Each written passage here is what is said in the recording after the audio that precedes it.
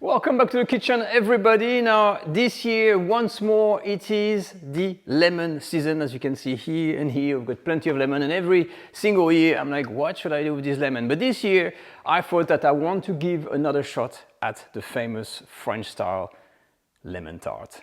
But I wanted to make something with a difference, something that is as easy as possible. And I went through my books and I found the ultimate easiest lemon tart recipe there is. And before you ask the question, no, it is not based on a lemon curd.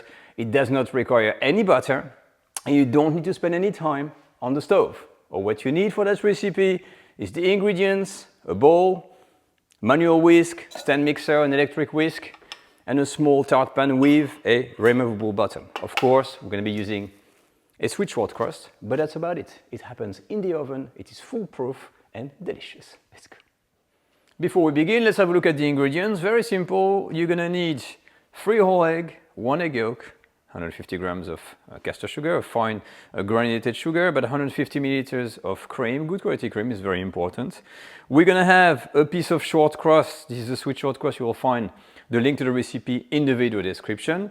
And instead of just using lemon, and usually it's just lemon juice, I'm gonna be using a mix of lemon juice and tangerine juice just to show you how versatile that recipe is. And in fact, you can replace even the lemons by anything you want. If you want to use like passion fruit or raspberries or even perhaps strawberry juice, you could, all right? It's very simple. Now, let's go. And first, take care of the crust here.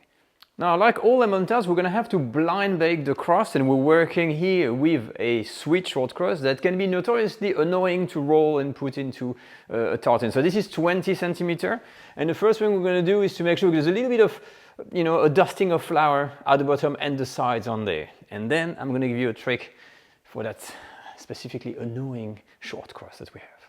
Right, so as I said, the sweet short crust can, really push you to pull your hair out because it keeps on breaking. You see the side, if it's too cold, it's going to start to kind of break, and you need to wait until there's that kind of almost room temperature but still cold so that you're able to kind of roll it.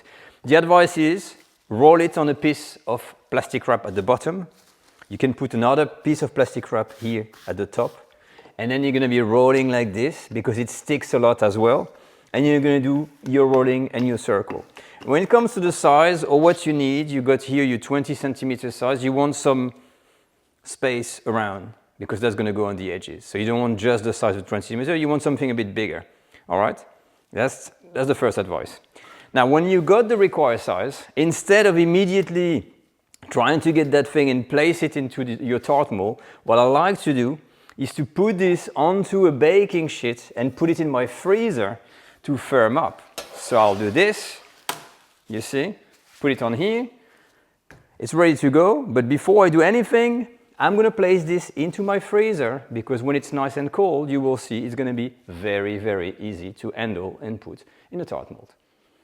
So here we go, just a few minutes, 5 minutes or something like this, and my dough now is a little bit firmer, and I can just take it, I can hold it, and I can see my dish under there, and then very slowly, so there's plenty of room, I'm gonna start to push down slowly to make sure it goes inside, okay?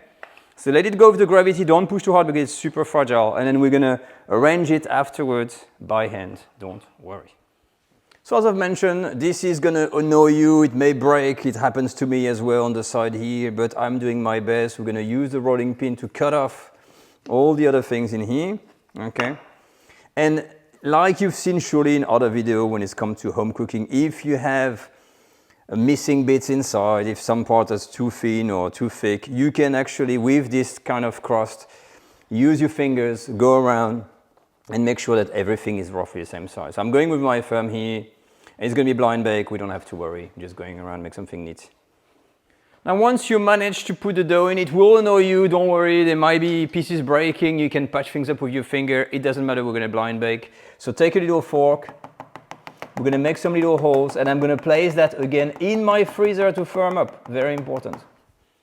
The tart shell is ready, it's nice and cold. Now what we're going to do is take a piece of parchment paper, and I'm going to fill this with beads. So you want plenty of them, so typically I go all out.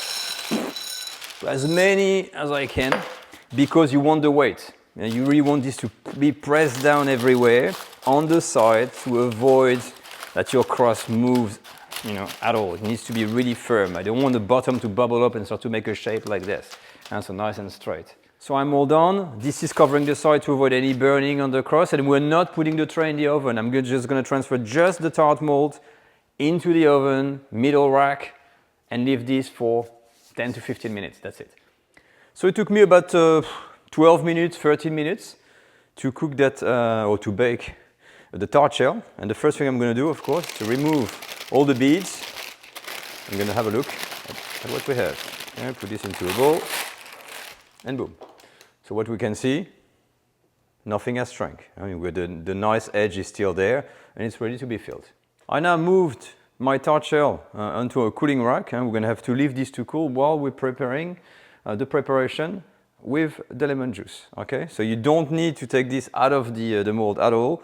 You leave it like that, and you leave it to cool down, and we're going to use it afterwards. So once your tart shell is ready, you've done all the hard work. And the rest here, the preparation, as you're going to see, it's super easy. Now let's talk about something that is very important. You may have heard about. This is having a metallic taste in your preparation after it's being cooked. Perhaps you haven't heard about it, but this is extremely common and it is extremely annoying. The reason you're getting this is because you've been using a utensil, a sieve, a whisk made of stainless steel that is reactive. It's not a professional grade or food grade stainless steel. So when you use stainless steel, make sure it is something that is labeled as non-reactive. To avoid this altogether, what I'm doing, I'm avoiding metal. So I've got a silicone whisk, I've got a synthetic sieve here, I've got a ceramic bowl, and everything is made of glass and ceramic. Like this, I don't have to bother. We're not gonna bother with that metallic taste, all right? And now, let's make the preparation. As I told you, it's super simple. So finally, what is that method that does not require any cooking? It is something actually you've used plenty of time, and it is simply the technique that we use when we're making a custard. What we're gonna do here is exactly the same as when you're making a sweet dessert, a quiche even, when you're making a savory custard, except that here it's a sweet custard, but it's a sweet custard that is flavored with juice. And that's about it. And there's no need to pre-cook it. You can make it right into the bowl on here, and then I'm going to put it into the tart and cook it. It's that simple. So I've got here my 3 eggs and 1 egg yolk that I'm going to break like this with my whisk. We're going to add all of the sugar in, and make sure you whisk the whole lot until the sugar is pretty much all melted. All right, so spend a good minute or something like this, and this is the mixture that I've got. And once you're here, what we're gonna do, we're gonna add the cream. Okay, mix it in. Now I've got 150 ml, and that is the equivalent of this 3 lemon and an orange, but I think you could go a little bit less than that. But I'm gonna add everything in here, because it can become very tart. And that's about it. Your mixture is mixed, it's done, it's ready to be used. We're going to pour that into the tart. Now before we go any further, you need to look at something. It's here, and that is a foam that hides actually the nice color of that lemony custard. So we want to get rid of that. So again, ideally you want to use a plastic spoon or anything like this. Don't go use a metal spoon, because again it could react. And I'm going to try to scoop up all that foam and discard it. And then when I'm done, I'm going to pass this through a fine mesh sieve. You know, that synthetic sieve that I've got. So as an extra step, typically when I'm done, I'm taking a jug, because it's easier to take the jug to pour this into the mold, but I'm going to very carefully transfer everything in here and try to avoid that foam as much as you can. I'm telling you, it's a nightmare, that foam.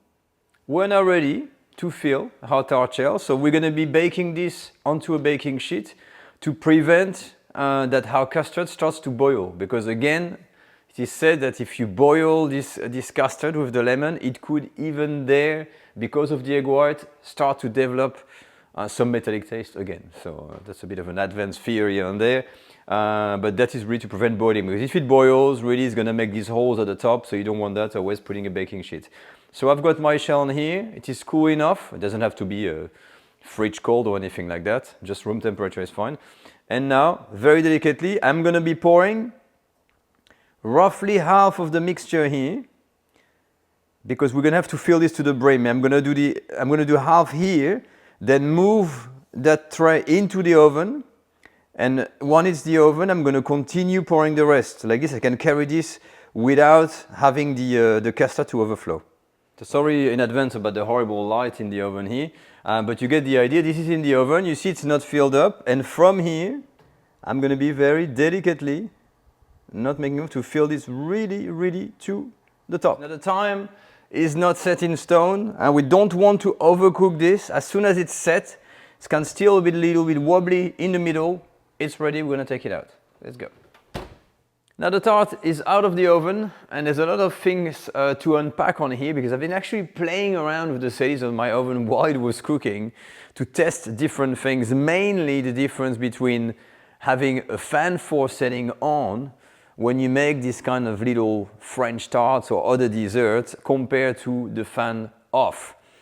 And I always find that cooking with the fan on is always hard and always leads to a problem. And these little edges, see these little edges here, these little fringe, I was using fan force at the beginning for like 10 minutes or something, and after 15 minutes, it started still to boil on the side because of that blast of heat all the time. And I really more and more don't like fan force on with baking.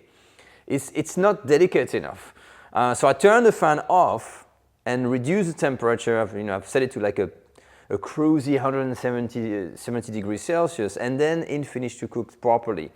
I have removed the tart from the mold, and with the removable base it's very easy. And look at this is how the crust looks like. And this is post decoration. Keep in mind that anything baking, typically, it's never ready when it's out of the oven. There's always a decoration. You need to add some fruit, some lemon, make it look nice, etc., etc. Before you serve it, you present it, and you slice it. So this is what I'm going to do. I'm going to leave it to cool, put it in the fridge, and when it's all decorated, well, we'll do the slicing. And there we have it with a few little tweaks, and that tart is now looking much, much better. The first thing you have to do is to glaze the tart with a clear syrup.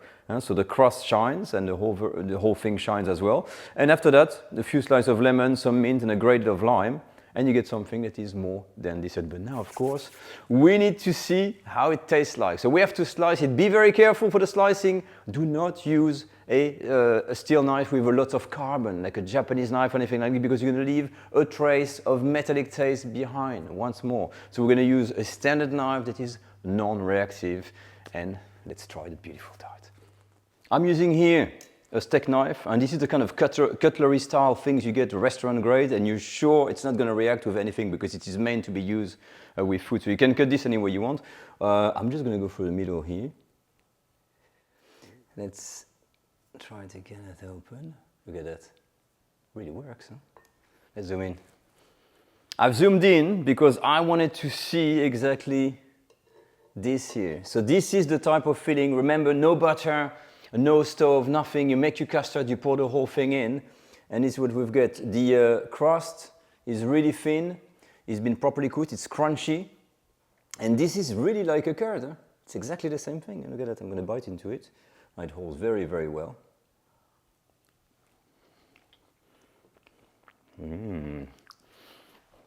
I love the addition of cream. Much better than butter. This is so easy to eat. It's absolutely amazing. And the sweet short crust in here, see how crunchy that is? I have just got another slice just to show you the texture of that easy lemon tart. And to be honest, if you've been really holding back from making it because of the whole, curd situation and the double boiler, try this method because look at that. This is perfect, the texture, it holds, the crust, and there's everything to love about this tart. So there we have it. So honestly, what do you think? How does it compare to a lemon curd that has to be on the stove with the double boiler, with the butter? This is a no butter recipe. It is really stress-free, foolproof, and you can also flavor it with different things. Lemon is the start, lemon with orange, you can do citrus, you can do passion fruit, you can do raspberry, you can do all sorts of things. So I will give you all the recipes for that filling, as well for the sweet short crust. And if you make this, let me know what you think. Let me know how does it compare. Was this really way easier to something that you've been making before? I leave that to you. Use the comment section to let me know. And as for me, I will see you, of course, next time for another video on the French Cooking Academy. Take care all. Bye-bye.